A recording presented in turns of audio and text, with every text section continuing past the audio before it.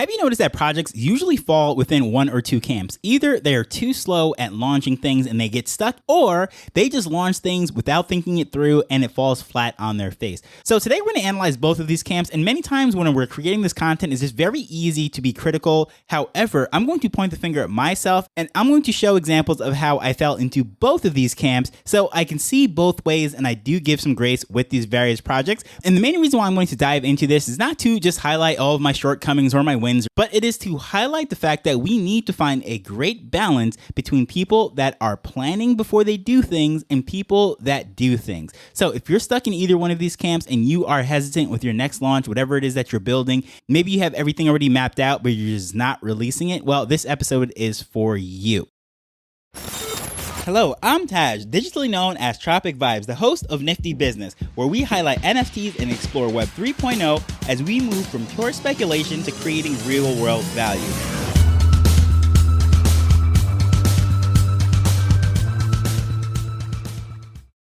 So my personality ever since I was younger was to figure things out. I grew up alone. It's not like I had a whole bunch of kids in the house to get to the top shelf of the cookie jar or whatever it might be. And many times when I was trying to figure out things, it was all on me. It's not like I had a crowd of siblings to rely on for various things. So many times if I came up with the idea, I was the only one that was there to execute it. It was always easy for me as a kid to just come up with these moonshot ideas and then launch it. However, I realized that as I got older, I guess you would say, I've become a little bit more reluctant at times to launch some of these ideas. So when I'm speaking to various project founders and different teams, I realize they fall into one of these two camps. Either the fact that they are the ones that are just willing to jump out of the nest, like I like to say, and learn to fly on the way down, or they are the type of people that plan everything out, have pages and pages of notes of ideas and brainstorm every week and so forth, but then they just don't do. So how exactly does this happen? How does a kid go from Mr. Jump out of the nest and learn to fly to sometimes falling into Mr. Think everything out, just keep making notes about it and just not releasing? Even for myself, it is a very difficult thing to try to find this balance, but what it comes down to, I realize, is fear. Simply put, after releasing many of these half-baked ideas, trying to figure it out so many times, and most times it actually does work out. And if it doesn't work out from a moonshot idea actually landing on the moon, you learn so many things in the process that there's a lot of spin-off ideas and different things that are residual benefits, I guess you would say. For example, a lot of things that came from the space race, since we're speaking about moonshots and what have you, and you know I like to bring space analogies, one of the side effects of the space program is Velcro. They needed a way to strap things down so that way it wouldn't just float around in the spaceship without gravity. Velcro is something that we end up using on sneakers for kids, tying microphone cables and all sorts of different things.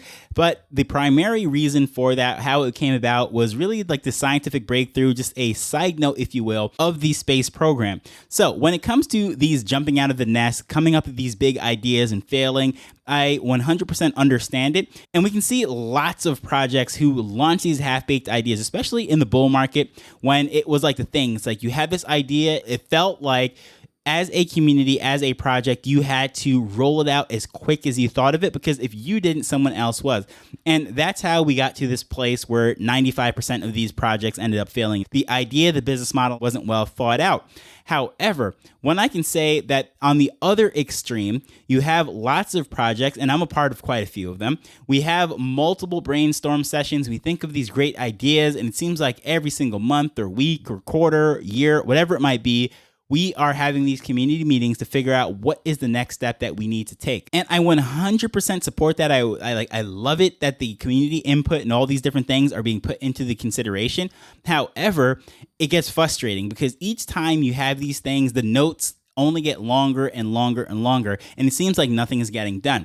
So when I was in the Web 2 marketing world, if you will, self-improvement, buying courses, promotions, and so forth, one of the phrases that we often use, and I have no idea who even coined this, maybe it was like Tony Robbins or someone, but it was analysis paralysis, meaning that you have so many data points, you have so much brainstorm, so much research, so much information to make valid excellent points that you become fat with the information and do nothing with it. Rather than going out there doing and building, failing, falling flat on your face, learning, iterating, and things of that nature, analysis paralysis is you get stuck in the information loop, meeting with the community, watching YouTube on the particular subject, taking courses, meeting with advisors, having polls, having meetings with various people that have already been there and so forth, and you just get stuck in that loop. As I said, planning is very good. I'm not going to knock that. I'll even go as far as to say it is better to have a bad plan than have no plan at all, because without a plan is complete chaos. And someone who played football absolutely loved what we like to call organized chaos,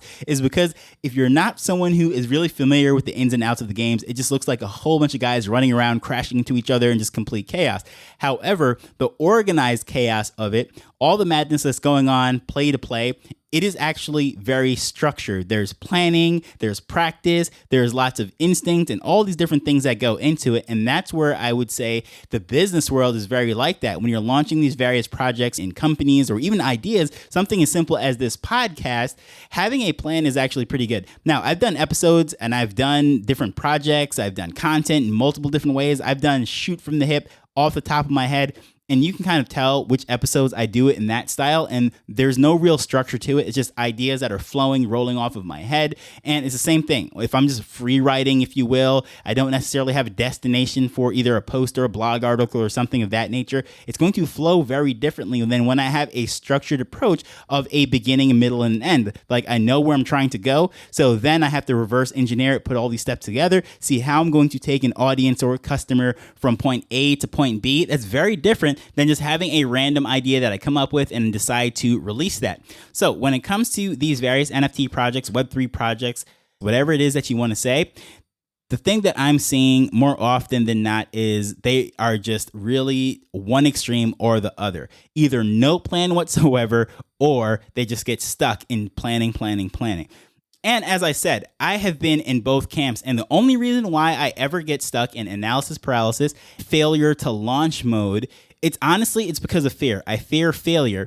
It's because I spent so much time coming up with this idea, this thing that I think is so amazing, going to serve customers, change the world, whatever it might be. And there's a lot of, I guess you'd say, dopamine. There's a lot of excitement. There's a lot of chemicals hitting the bloodstream that just makes you feel so good. But when it comes to actually release that to the world and find out, well, was this really a good idea? Is there a market for this thing? Is this sustainable, or is this something that I was just hyping myself up about? That is very nerve-wracking. And we know that the vast majority of people fear public speaking. And honestly, when you're getting ready to release your idea into the world to see if it has legs, it's like taking the stage to make a speech.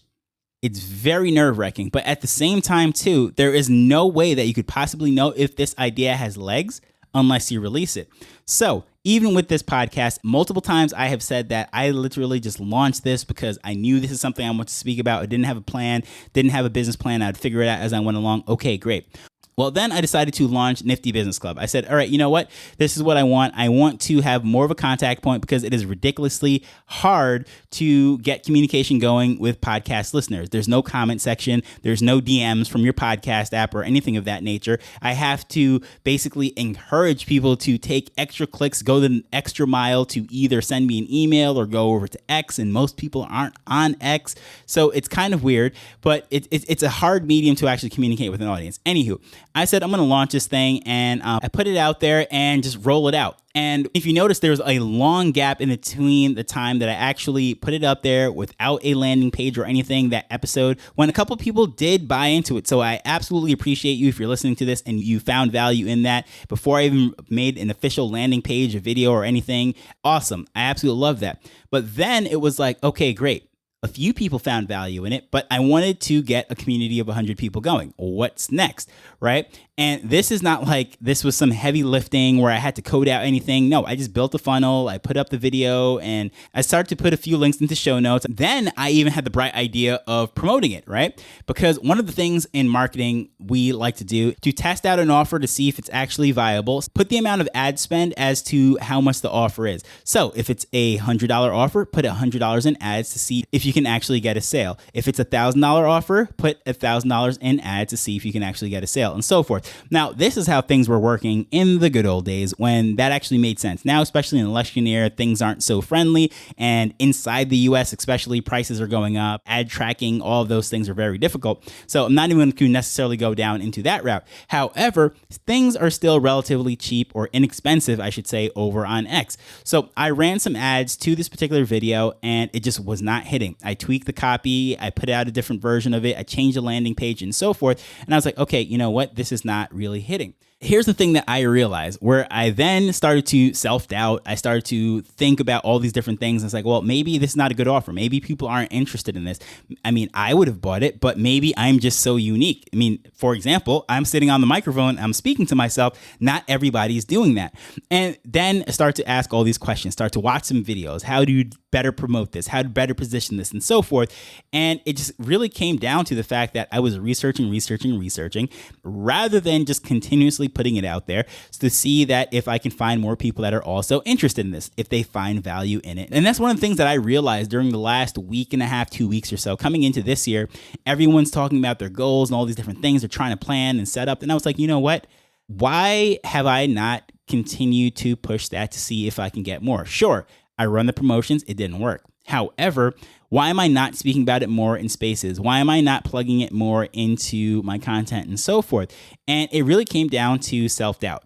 So going back to Web3 and all these projects, we have that extreme, the guy that is just willing to kick open the door and just launch anything, figure it out, whether it falls flat or it goes to the moon. Well, either way, it's going to be a fun ride. Then, as I said, the other extreme, the guy or the gal that's stuck in analysis paralysis, just filling up their notebook, watching YouTube videos, researching, spending money on courses, advisors, and getting nothing done. But somehow we have to find a balance in the middle where we can temper those two things, somehow combine those two things, in that willing to move fast, but then also willing to adapt and change the plan. So a plan is involved, but also just moving fast and learning as we go. That is one of the beauties, I should say, as an entrepreneur. If you are truly an entrepreneur, it's like you're willing to take those risks. And at the end of the day, you're probably going to get a lot more no's than you are going to get yeses. However, you're not going to get to any yeses unless you're willing to take those no's. And it was one of the things that, I mean, I'll just 100% knock myself, is when I was in salesman's mode, when I was selling various things, it was way more easy for me to just keep getting no's, because I knew at the end of the day, if I get 100 no's, statistically speaking, all right, 8% of those, whatever it might be, it's going to convert. I know what the average sale is, and I could just exactly time it out. Basically, if I ask 100 people, this is how much money I'm going to make. Once I got into family business mode, if you will, where it's completely different, when I was managing staff and doing all the stuff, and it really wasn't really taking risks and putting myself out there, I pulled back from that salesman role, if you will, and it was just basically a manager.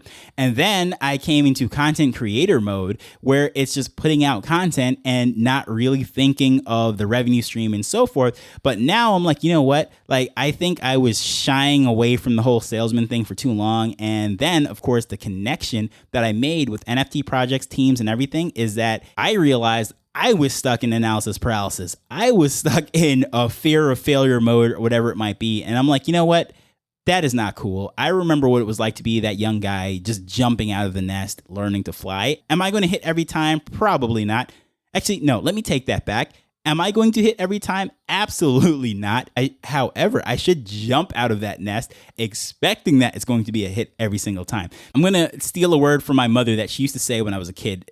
It's nothing beats a failure but a try. Now, I never really appreciated what that meant until I stepped back, because it sounds like a silly thing. Nothing beats a failure but a try. Like, what does that even mean? In other words, if you don't try, you're just going to fail. Like, there is no success in not trying. You're going to ask the girl to dance. You're going to ask her to go somewhere with you, see a movie, to get married, and so forth. She could say yes, she could say no. But if you never ask, well, guess what? You will never know, right? So nothing beats a failure but a try. So how am I going to know if someone's interested in what I'm putting together? Whether it is the club that I'm putting together, whether it is the content that I'm putting out, whether it is the agency that I'm building, or any offer that I put together, the only way to find out is to put it out there. So if nothing else from this episode, that I'm going to leave you with is Planning is important, but at the end of the day, you still have to do. And after saying that to someone this week who is really stuck in the mud of just analyzing everything, I realized I need to take my own advice, and I'm just going to put a lot more things out there. I'm going to take more swings, if you will. And if I get rejected, it is what it is. So be it. At this point in my life, I should be used to getting some no's and whatever. At the end of the day, if someone doesn't like my offer or my content or whatever it is that I'm putting out there, it's not like my world's going to come to an end. My wife isn't going to pack up and leave me because I didn't get a yes from a customer, right? Or whatever it might be. So the second part of the advice that I gave out was to just reach for the lowest hanging fruit. Anything that you can do to take some momentum, just get it out there right now. Put it out, and I will 100% support you. I will be there with you. I will bring a crew, anything just to get the ball rolling. And if that's what we need to do, I will 100% do it with you. And guess what? Now I'm going to take that very same advice and not just do it for these various projects and teams and different things. And I'm going to apply that to my life. Not just what I'm doing here with the content, but just anything in general, right? So hopefully you found this very helpful, whether it is that you are stuck in analysis paralysis or you're someone who is just feeling a little beat up after just rolling things out without a plan and falling flat on your face. I just say find a little balance and surround yourself with people that also have the same goals and ambitions to better themselves, try different things and build. And one of the best ways to do that is, of course, I'm going to take my own advice, take my shot, and put it out there is by joining the Nifty Business Club, right? Come hang out with us. You can see all the things that are there. Building forward, going to come more consistent with that. I want to fill this thing out with 100 of us that are trying to do some amazing things within this space as we're building, whether it is our agencies, our content, our NFT projects, DEXs, or bigger and better wallets, whatever it might be that you think you can find value from people that are looking at this technology, not as degens, but as people who see real world value being created using this technology. Well, come hang out with us. I would love to have you in that circle. Information will be in the show notes for the Nifty Business Club. But as usual, I just want to thank you for taking time to listen to this as we're learning and building Web3 together. So until next time, later. The Nifty Business Show is not investment advice. It provides insights and information within the space.